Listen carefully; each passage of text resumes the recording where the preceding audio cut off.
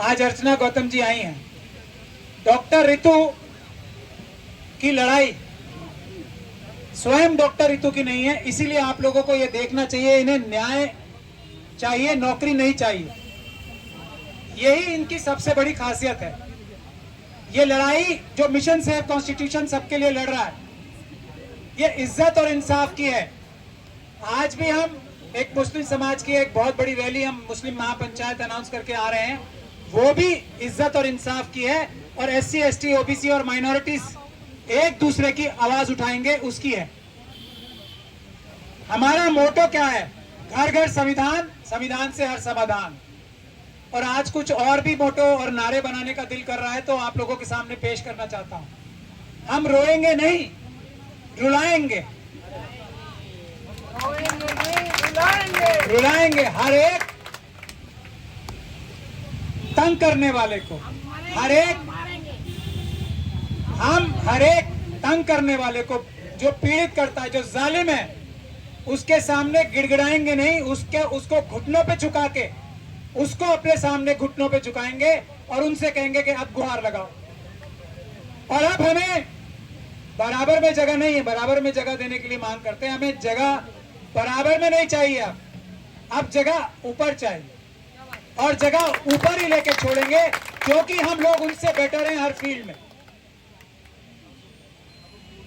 और मांग के नहीं, छीन के, हाथ मरोड़ के लेंगे। मेरे बारे में आप लोग बहुत कुछ जानते भी हैं और बहुत कुछ नहीं भी जानते। कुछ बातें मैं बताना चाहता हूं कि मैं जैसा भी वकील हूं, लेकिन मैं किसी महिला के खिलाफ कभी केस नहीं लेता। उसकी वजह है कि महिलाओं के साथ हमारे देश में इतना अत्याचार और आतंक हो रहा है।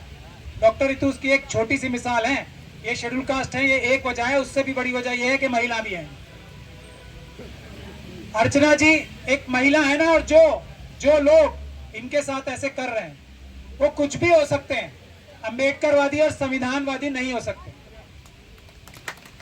और बड़ी बड़ी पार्टियों में मेरी तो बहुत बड़ी रिसर्च है, तो बहुत बड़ी बड़ी पार्टियों में, खास तौर से कांग्रेस में, तो मैं खुद लंबे टाइम तक कांग्रेस में रहा हूं, और महिलाओं के ऊपर किसी ने आंख उठाई तो हमने उसकी आंखें निकालनी, ऐसा हमारा रवैया रहता था जब हम लोग यूथ कांग्रेस और कांग्रेस में थे।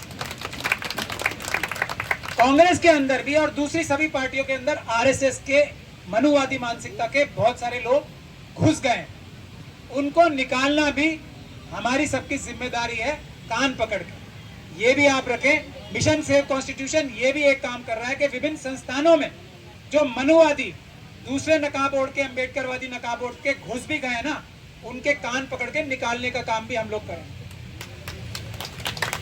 और डॉक्टर रितु को हमने इस लड़ाई का फेस इसलिए रखा है, उसकी वजह यह है कि इनको नौकरी तो आज देने को तैयार है।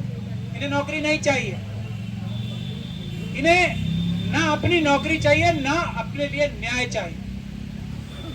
इन्हें वो न्याय चाहिए जो कोई अर्चना गौतम अपने साथ परेशानी महसूस ना करे। हर वो व्यक्ति जो अर्चना गौतम की तरफ टेढ़ी आंख करके देखे, वो उसकी रातों की नींदें हराम हो जाए, वो रात को चैन से सो ना पाए, उसको सिर्फ और सिर्फ जेल की सलाखें नजर आए, चाहे वो किसी भी पद पे हो, कोई भी हो।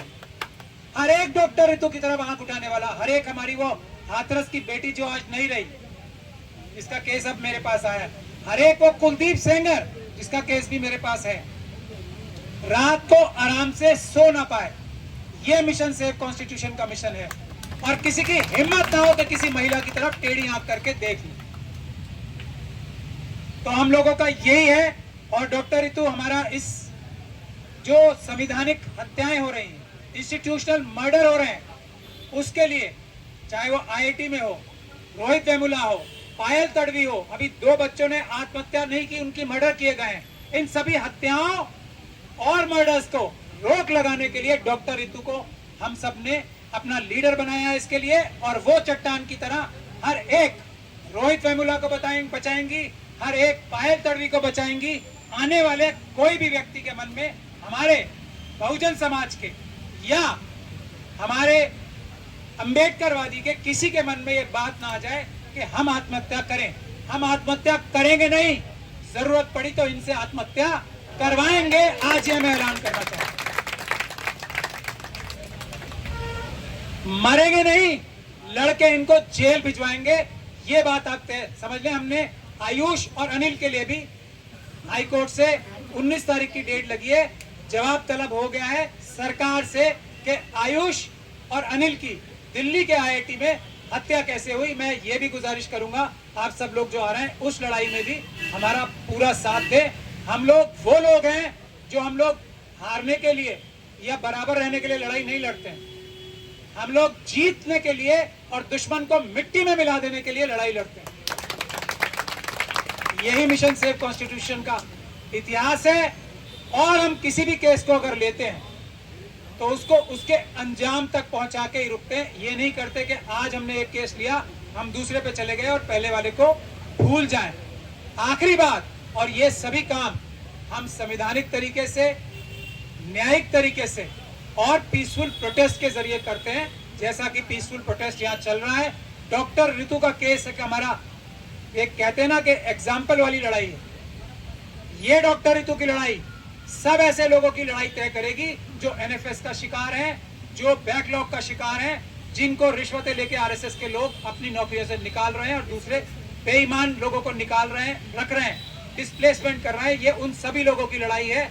आज भी वो सामने आते हुए डर रहे हैं, लेकिन जैसे जैसे हमारी लड़ाई आगे बढ़ रही है बहुत सारे लोग हमारे साथ आएंगे।